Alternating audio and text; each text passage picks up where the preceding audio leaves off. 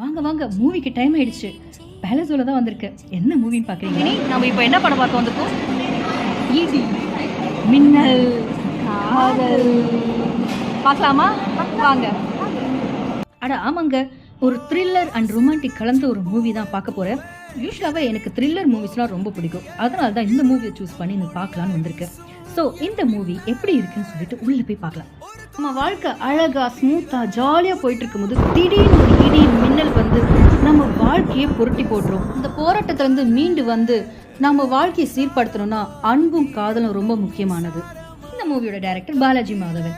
இதுல ஹீரோவை நடிச்சிருக்காரு நம்ம சிவி. பிக் பாஸ்ல பார்த்துருப்பீங்களே, அவரே தான். மெயின் ஹீரோ தவிர இங்க சூப்பரா நடிச்சிருக்காரு மாஸ்டர் ஜெய் ஆதித்யா.